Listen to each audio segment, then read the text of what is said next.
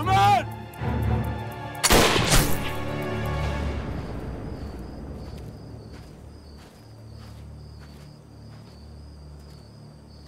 Çocukları mekteplerine teslim edin. Emredersiniz paşam. Hadi bakalım çocuklar. Hadi.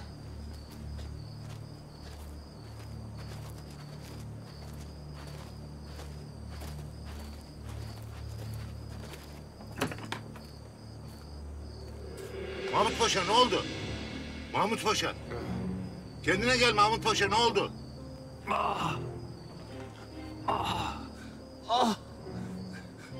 Kadın bir panter gibi üzerime atladı. Silahıma dahi davranamadım. Ah!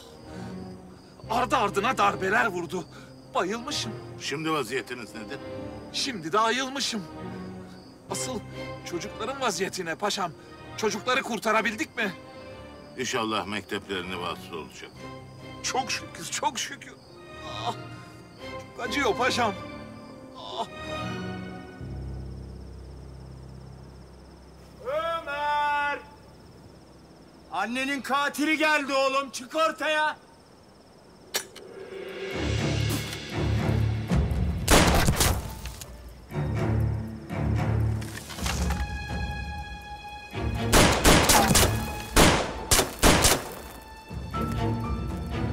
Sen nasıl bir insansın lan?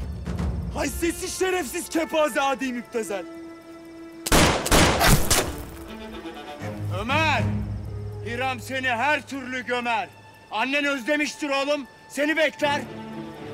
Annem seni de bekler it. Ahirette hakkını almak için.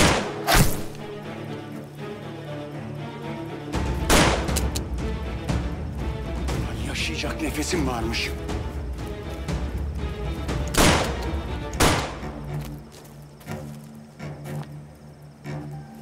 Kaç köpek kaç. Kaçtığın yollar eceline çıkacak.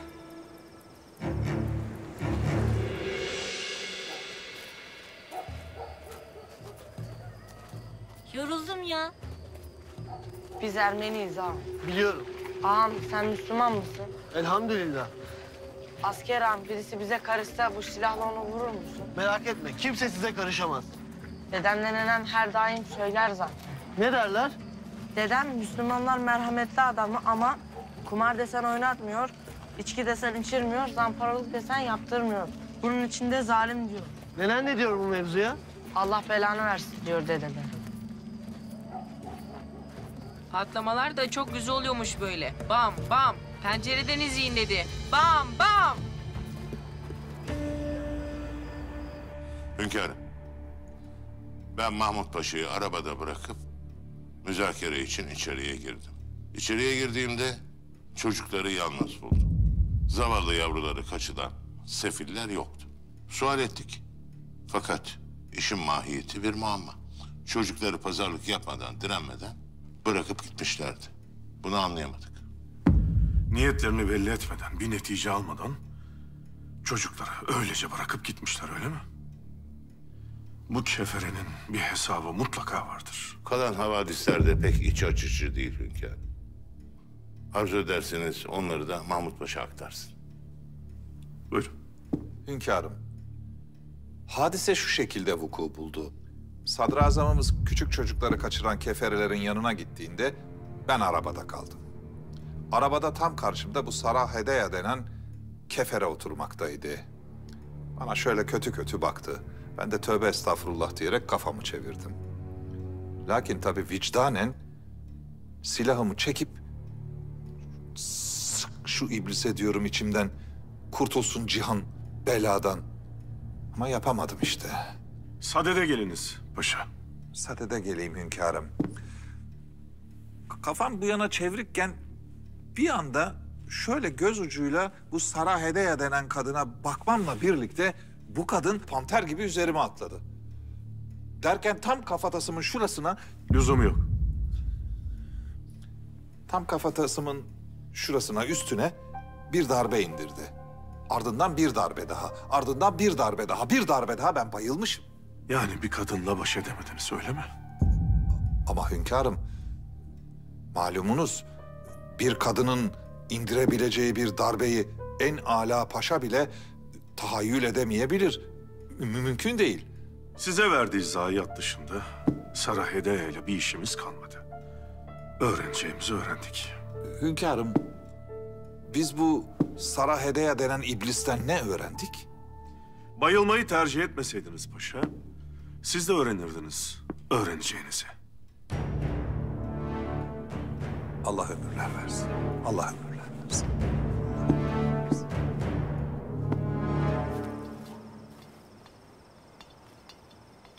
Şşt kızım.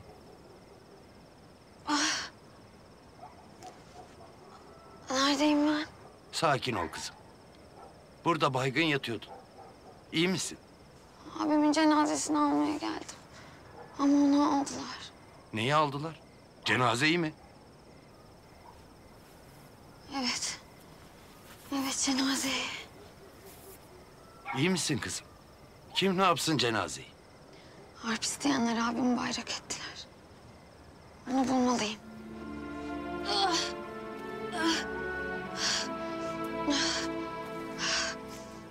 Anlat evladım.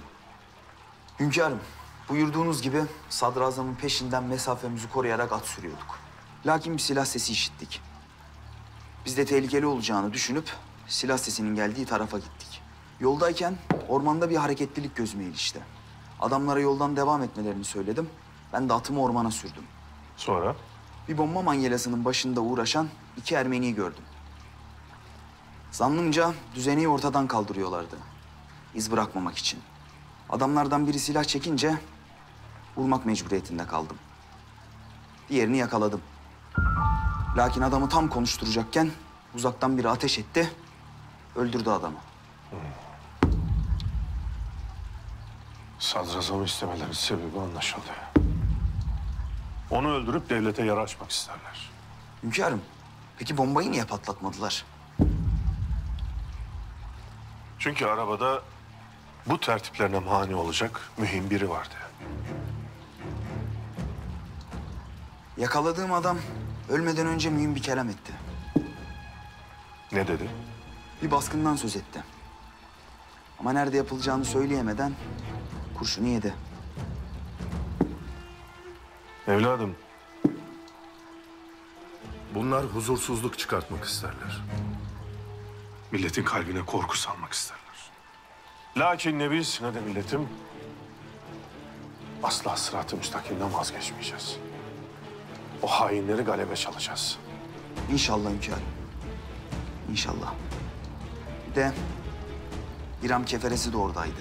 Kan kokusunu alan sırtlan yerinde durur mu hiç? O çocuklar öyle kolay salmalarının sebebi anlaşıldı. Evladım, yaptığın bu yiğitliğin mükafatını alacaksın. Hem bu dünyada hem de ahirette. Devletim için harp etmek boynumun borcudur hünkârım.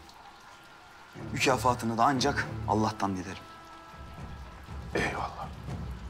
Çıkabilirsin.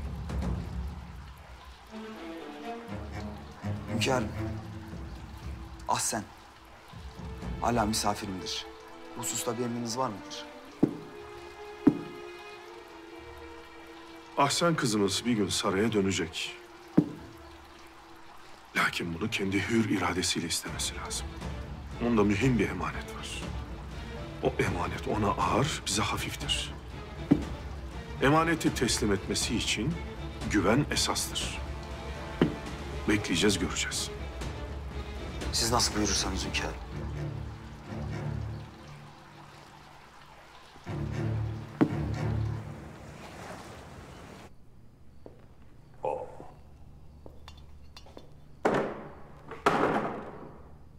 Ayasofya işi battı paşam.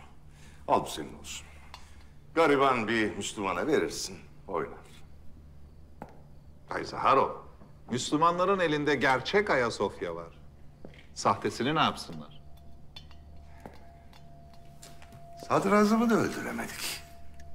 Acaba onun yerine senin gibi kudretli bir paşasını vursak aynı neticeyi elde edebilir miyiz? Ha? Senin ölümünden iyi hengame ve şamata çıkar gibi geliyor paşam. Ha? Abdülhamit Han'la harp sahasına inen herkes önce kendi beynini yiyor. Daha sonra da millete beynini yediriyor. O yüzden Bay Zaharov, lütfen biraz sükûnet. Lütfen. Ben girdiğim hiçbir savaşı kaybetmedim. Kaybedemem savaşı paşam. Lakin vaziyetiniz ortada. Hiçbir şey bitmedi. Daha Osmanlı Bankası'na baskın yapacağız. Evvela şu Ayasofya'ya gönderdiğiniz Safterun Rumların işini halletmelisiniz bence. Çünkü eğer onlar konuşursa siz Abdülhamit'in marangozhanesine odun olarak girip kıymık kıymık çıkarsınız. Rumları düşünme. Ben o işi hallederim. Biz Abdülhamit'i nasıl oyalarız? Dikkatini nasıl dağıtırız sen onu söyle. Bay Zaharov, ben zaten Abdülhamit'in kulağına vesvese ile Gazi Osman Paşa'yı fısıldadım. Abdülhamit şu anda sömürge müsteşarı Herbert'ın İngiltere adına tayin ettiği valinin Gazi Osman Paşa olduğunu düşünmekte. İşe düşen bu kurt aslanın keyfini kaçırır da pençesini kırmaya yeter mi? Ha? Abdülhamit, Plevne kahramanı Gazi Osman Paşa'yı kaybederse sarsılır, sendeler. Bu iş ona ağır gelir. Ama eğer Gazi Osman Paşa sarayında çürümekte olan Sultan Murat'ı kaçırırsa, İngilizlerle iş tutarak Sultan Murat'ı tahta çıkmaya ikna ederse, işte o zaman Abdülhamit kederinden yıkılır.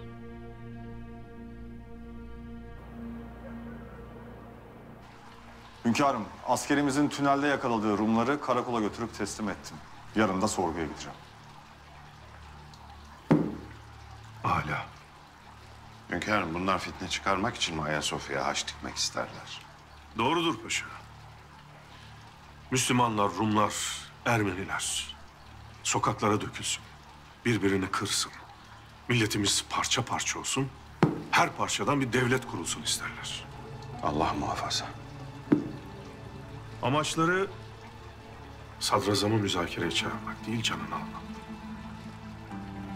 Ne suretle yapacaklarmış bunu hünkârım? Sadrazamın geçeceği güzergaha bir bomba düzeni yerleştirmişler.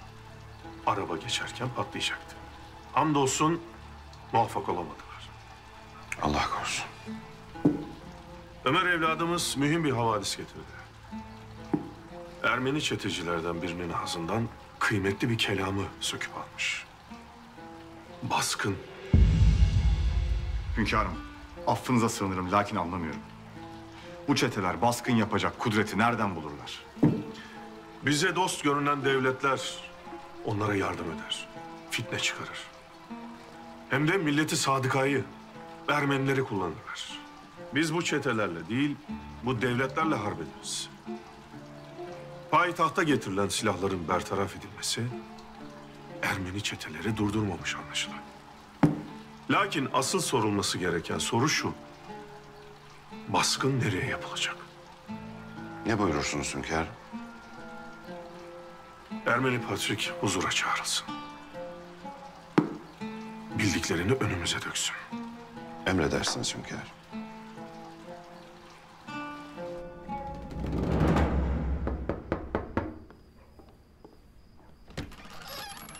Hoş geldin Ömer. Hoş bulduk.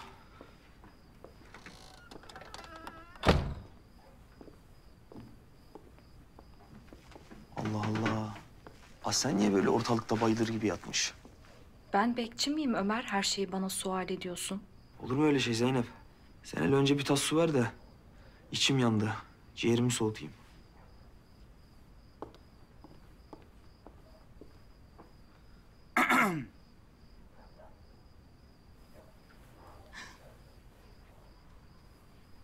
Hayrola sen? Bir tuhaf görünüyorsun. Neyin var, hasta mısın? Yok, değilim. Abimin mezarını aramaya gittim de yeni geldim. Ya vallahi aşkına. Ben evden çıkma demedim mi? Benim abim sahipsiz değil. Mezarının başında bir dua edecektim ama benden önce bulmuşlar. Kim bulmuş? Şunu bir hiç de anlat. Kargaşa çıkarmak isteyenler. Gittiğimde tabutu sırtlamış götürüyorlardı. Sami'nin ölümü üzerinden sokağa dökülecekler. Hepsi hünkârımızın yaptırdığını söyleyecek bu işe. Aslında abim bana her şeyi yazdırdı Ömer. Bu onun defteri, imzası da var. Pişman olduğunu, sultanımıza haksızlık ettiğini, her şeyi. Aslen, hünkârımıza gidip bütün bunları anlatmalısın. Ne diyeceğim Ömer? Şimdi gidemem. Daha düne kadar sultanı öldürmek istiyordum. Henüz onunla yüzleşmeye hazır değilim. Sen gitsen, durumu sultana anlatsan ama defter bende kalsa. Abimden tek hatıra. Tamam. Bu arada kusura bakmayın. Size de yük oluyorum burada böyle sığıntı gibi. Ama gidecek başka hiçbir yerim yok. Olur mu öyle şey Aslen? Sen buradasın diye herkes çok mutlu. Hele Zeynep. En mutlusu. Değil mi Zeynep? Mutluyum desene. Tabii. Hadi ben gidiyorum. Siz de dikkat edin.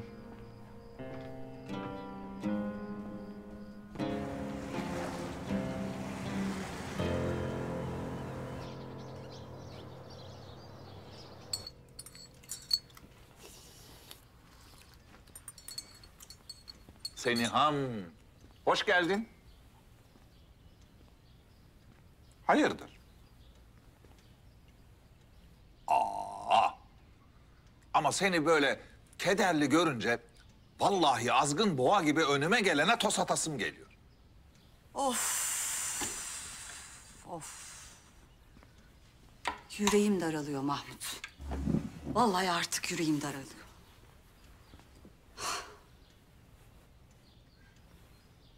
Sana böyle eziyet veren sıkıntının adını söyle. Yemin ederim İngiliz menşeili bile olsa harbi ilan edeceğim. Yeğenim Hatice. Osman Paşa'nın mahdumu Kemalettin'i seviyor. Ne güzel işte. Hatice kız, Gazi Osman Paşa'nın oğlu Kemalettin Paşa'yı paşa paşa seviyor. Ne ala. Öyle de Bidar kadın bu aşka geçit verecek gibi değil. Hem zavallı Hatice'm de vazgeçmiş sevdasından. Canım, Bidar kadın sultana neymiş? Sanırım Kemalettin'i kızı Naime için düşünür. Bidar kadın efendi feraset sahibi. Hissiyatı güçlü bir kadın. Birinin Gazi Osman Paşa gibi dünürü, Kemalettin Paşa gibi aslan damadı olursa önünde kimse duramaz. Düşündüm de seni ham. Bidar kadın efendi muradına erişememeli. Çok haklısın Mahmut. Çok haklısın da nasıl? Nasıl? Hatice kız Kemalettin Paşa ile mürüvvetine ererse gör bak, bu iş en çok Sultan Murad'a yarar. Anlamadım Mahmut. Nasıl yarayacak? Gazi Osman Paşa kudret sahibi bir baba. Abdülhamit onu kıramayacaktır. Hatice kız Kemalettin Paşa'nın zevcesi olduğunda dilediğince babasını görebilecektir. Ha, doğru söylersin. Hem belki böylece abimin sıhhatini de arada bir tetkik ettirmiş oluruz. Tabii, tabii. Sen ya, sen Hatice kıza de ki, eğer Kemalettin Paşa ile izdivaç ederse, dilediğin zaman, dilediğince babanı görebilirsin. Gör bak, Hatice kız sevdası için nasıl harbe tutuşacaktır. Hay aklında bin yaşa Mahmut.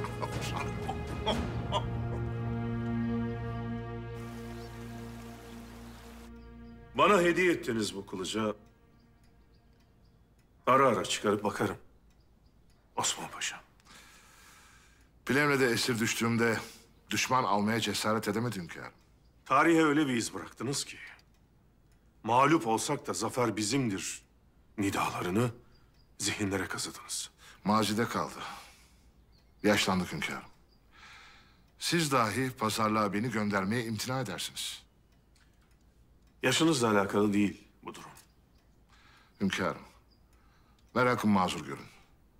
Lakin neden Sadrazam Paşa'yı gönderdiniz de hususi olarak benim sarayda kalmamı istediniz?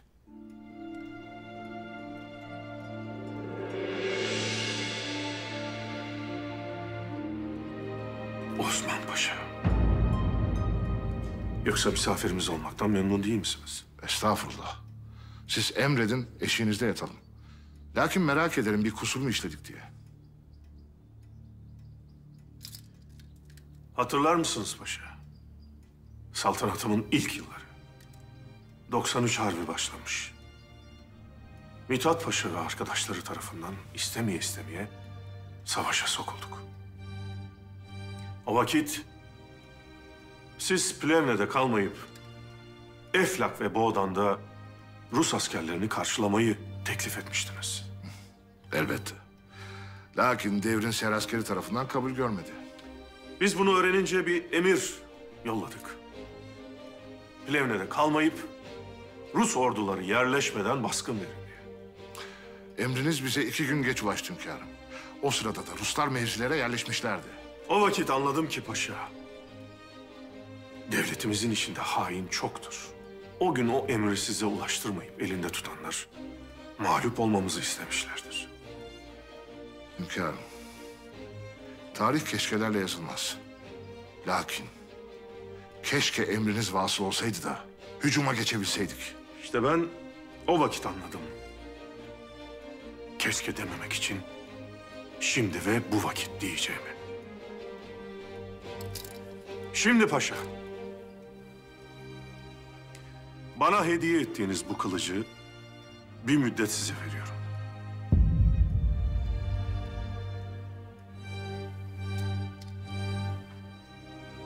Bu kılıca bakıp eski günlerinizi Sadakatle devletinize bağlı olduğunuz günleri, şehadete koşan askerlerinizi yad ediniz.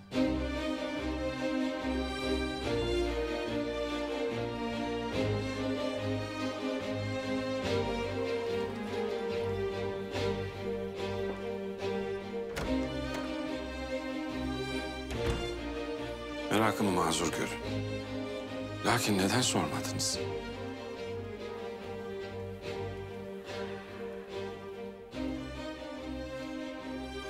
Nasıl soralım paşa? Ne diyelim? Koskoca Plevne kahramanı Gazi Osman Paşa. Devletine ihanet mi ettin diye. Nasıl şüphe edelim?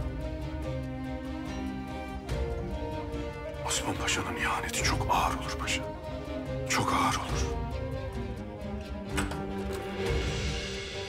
Paşam, Amir, nedir vaziyet? hepsi nezarethanede bekletiliyor. Var mı dikkatinizi celbeden bir husus? Çoğu kendi aralarında hünkârımıza haksızlık yaptık diye konuşup duruyor. Sanırım soracağınız her suale zorluk çıkarmadan cevap vereceklerdir. Âlâ. O zaman gidelim de sual edelim amir.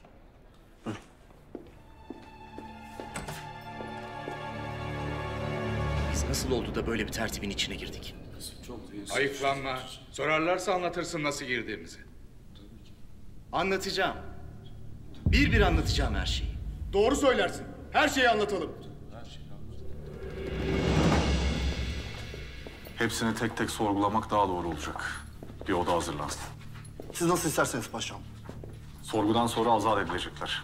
Paşam, saldıklarımıza nasıl güveneceğiz? Tekrardan yeni bir tertip içine girebilirler. Amir, bu adamlar kandırılmış. Asıl suçlu bu adamların kulağına fısıldayan dilin sahibi. Bana bak. Patronun bizim başımızı yaktı. Biz de onun başını yakacağız. Ne var ne yok anlatacağız.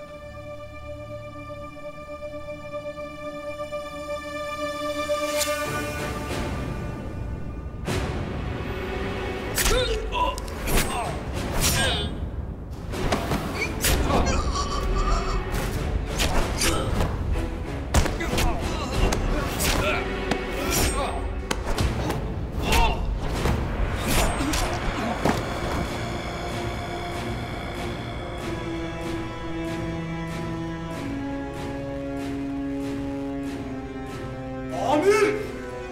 Nedir bu vaziyet? Aç şu kapıyı hemen aç! Sen! Sen!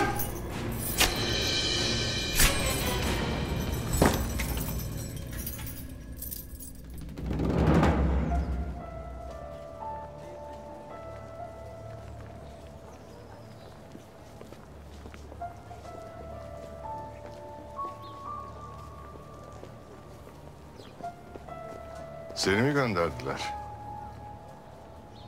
Alex Zorba cevval bir adamdı. Fedakar bir adamdı.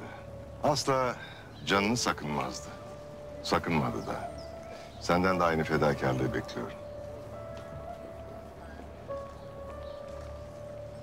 Adın ne senin? Güzel. Aferin. İlk kural bu. Asla konuşmayacaksın.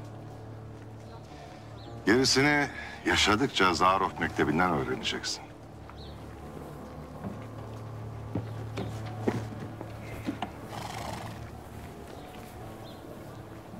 Senin adın da Nikola Zorba olsun.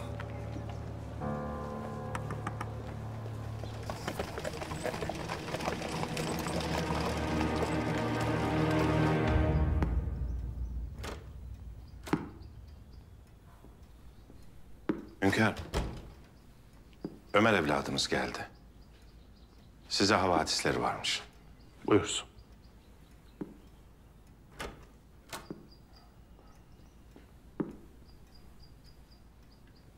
Buyur evladım. Hünkârım, Aslen ağabeyi Samir'in mezarını ziyarete gitmiş.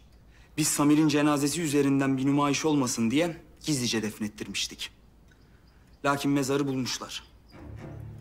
Kim bulmuş? Bu hürriyetçi gençler. Bir nümayiş tertip edilecekmiş. Samir'in ölümü üzerinden sokağa dökülmek istiyorlar zannımca. Samir'i sizin öldürttüğünüz yalanına inanmışlar. Ahsen ne düşünür peki? Hünkârım, Ahsen Saran'ın ağabeyini öldürme emrini verdiğini biliyor. Samir ölmeden önce bir yazı yazdırmış Ahsen'e. Size olan muhalefeti için pişman olduğunu söylemiş. Altında imzası var mı evladım? Var hünkârım. Defter Samir'in defteri. Yani yazının Samir tarafından yazıldığı aşikar. Bu defteri bul evladım. Hem yazıyı hem de defterin fotoğraflarını gazetede neşredelim. Böylece gençlerin aklını çelip bize iftira atanlara mani olmuş oluruz.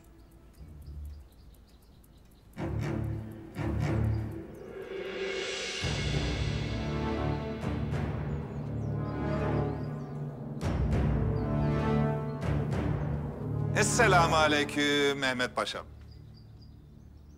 Aleykümselam paşa.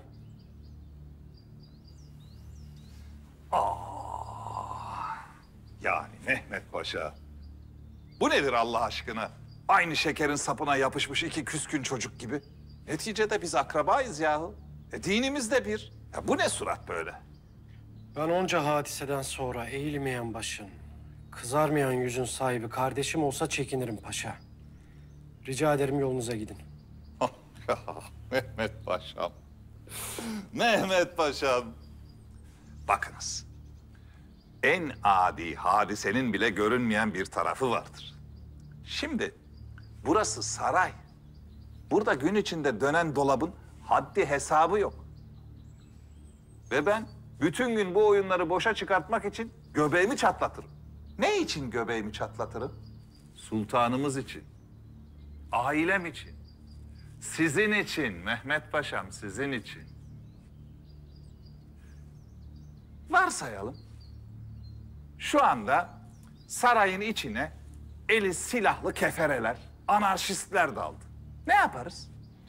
Ne yapacağız paşa? Canımızı ortaya koyacağız, sultana siper duracağız. İşte Mehmet Paşam. Canını ortaya koyacak 3 ya da 5 kişi vardır. O 3-5 kişinin ikisinden biri siz, biri de benimdir.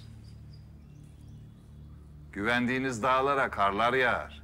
O pehlivan gibi adamlar fareler gibi dağlara kaçışırlar. Misal, Plevne kahramanı Gazi Osman Paşa.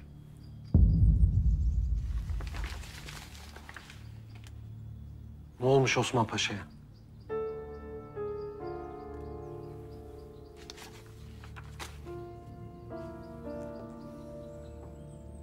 Çok mühim bir jurnal aldım Mehmet Paşam.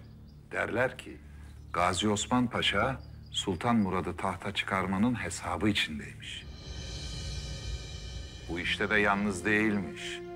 Kefereyle beraber iş tutmaktaymış. Ermenilerden aldıkları silahlarla nümayiş sırasında İngilizlerin de desteğiyle Abdülhamit'i devirip yerine Sultan Murad'ı çıkaracaklarmış. Mehmet Paşa, geçen gece Abdülhamit Gazi Osman Paşa'yı neden sarayda tuttu sanırsınız? Bunlar kulağa inanılır gibi gelmiyor. Lakin yüreğe dehşet saçıyor paşa. Hünkârımıza malumat verdiniz mi? Yani doğrusunu isterseniz öyle bir havadisi sizin gibi güvenilir, güçlü, şerefli bir paşayla istişare etmeden hünkârımıza vermek istemedim. Malumunuz hünkârımız Gazi Osman Paşa'yı çok sever. Şimdi ben bu jurnali tek başıma hünkârımıza götürür isem hışmından korkarım. Ama arkamda sizin gibi şerefli, güçlü bir paşa olursa ben de o zaman bu havadisi hünkârımıza verebilirim. Her türlü harbede girerim.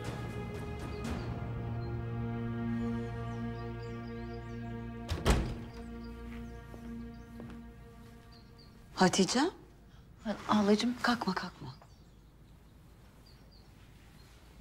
İşitmedim geldiğinizi. Neyin var Hatice'm? Ne oldu? Niye böyle üzgünsün? Aklımla kalbim. Kazananı belli olmayan bir harbin içinde. Ben nasıl mesut olayım hala? Ah benim güzel kızım. Niçin böyle kendini harap ediyorsun?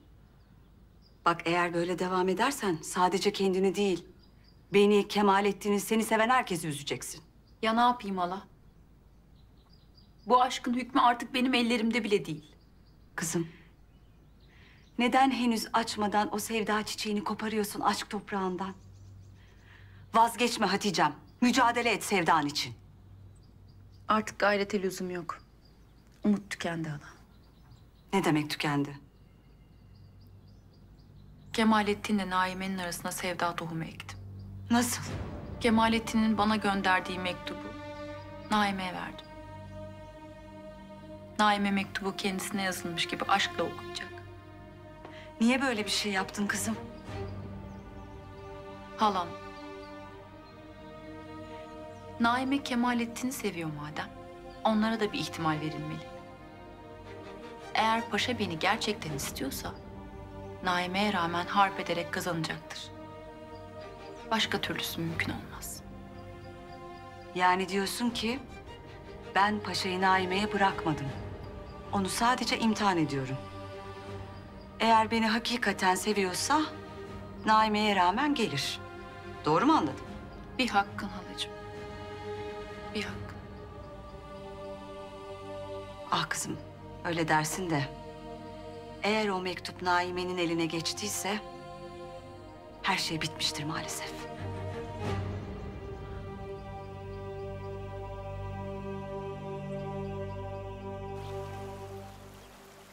Sizi böyle karşımda yan yana görmek beni memnun etti.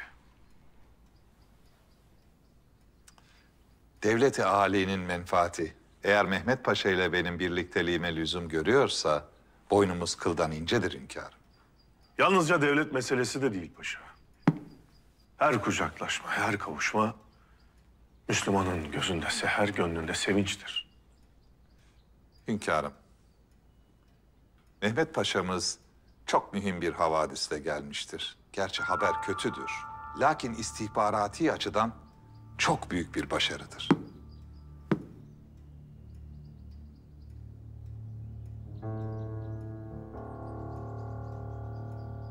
Mehmet Paşa'mız bu mühim havadisi size vermek istememektedir. Çünkü bu havadisin hassas yüreğinize dokunacağından endişe etmektedir. Devletteki kıl kadar zafiyetin sonu hüsran olur. Tereddüt etmeyin paşa. Buyurun anlatın. Hünkârım, Ermeniler ve İngilizlerin iş tuttuğunu işittik. Mehmet Paşa'm, keferenin kedi köpeği bile halay çekip iş tutmaktadır. Siz hünkârımıza o önemli havadisi verseniz. Osman Paşa bunlarla tertip içinde diye malumat var. İsim vermeden önce oyunu anlatınız. Siz oyunu anlatınız ki ona dahil olacak isim mana kazansın. Hünkârım Sultan Murat çırağından kaçırılacakmış. Ermeni çeteler ayaklanma çıkaracakmış. Bu kargaşa arasında İngilizler Sultan Murat'ı tahta çıkaracakmış. Bütün bu işleri çekip çevirebilecek kudretli, dirayetli bir paşaya ihtiyaç var. Osman Paşa.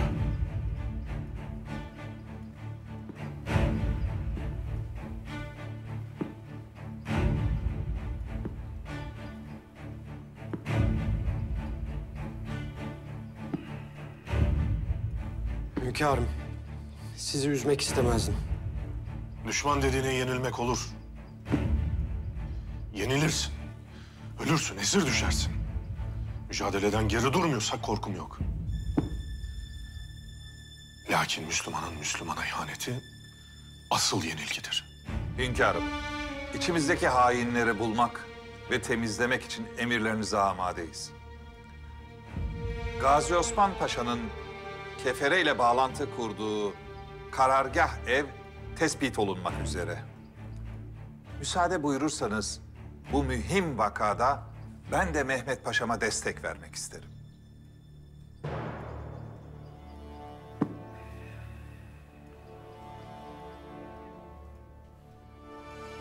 Osman Paşa'nın hainlik içerisinde olduğuna ihtimal vermem. Lakin bu konuda gevşeklik gösteremeyiz.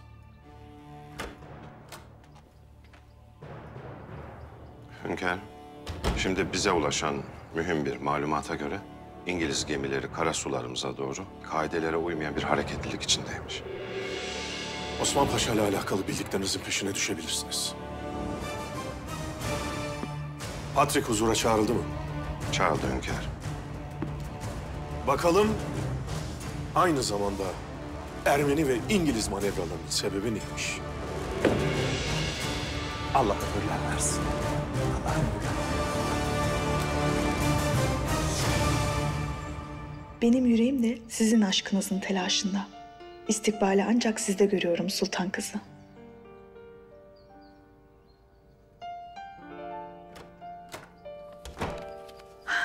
Anneciğim. Güzel kızım. Çok şükür iyileştin. Hamdolsun iyiyim. Babanla ben çok endişelendik hastalandığın için. Merak etmeyin validem. Hiçbir şeyim kalmadı. Şifamı buldum ben. Hayırdır? Neymiş bakayım senin o güzel yüzünü böyle güldüren? Bu mektuptur validem. Kemalettin Paşa'nın aşkıma karşılık verdiği satırlardır. Demek günlerce hasta yatmanın kefareti bu aşkmış Naime. İnşallah bundan sonra aşkının kaderi çok güzel olur evladım. İnşallah validem. Yalnız sizden bir ricam olacak. Söyle kızım. Siz münasip bir dille babama mevzuyu açsanız, onu haberdar etseniz, biz de tez vakitte muradımıza ersek. Elbette benim canım kızım. Zaten münasip olan da budur.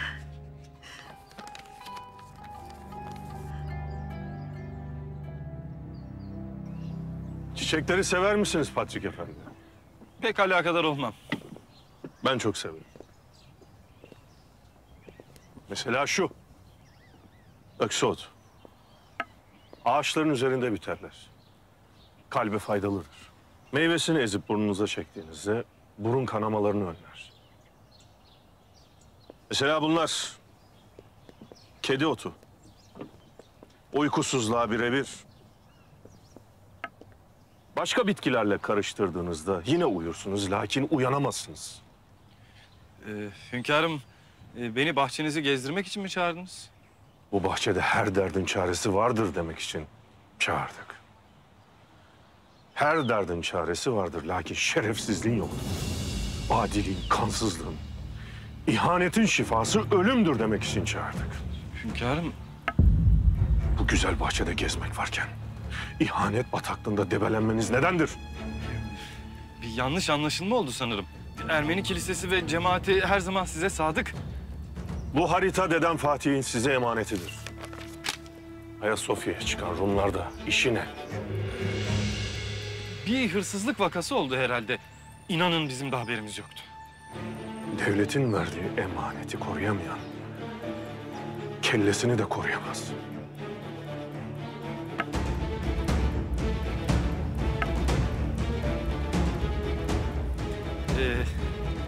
Ne kadar teşekkür etsek azdır. Malum bu harita bize Fatih Sultan Mehmet'in yadigarı. Teşekkür ederim. Ben artık gideyim. Hünkârımızı duydunuz. Buradan anca başınızdaki patrik külahını çıkardıktan sonra gidebilirsiniz. Ben Ermeni cemaatinin oylarıyla seçildim. Siz istediniz diye istifa edemem. Görürüz. Buyurun. Buyurun.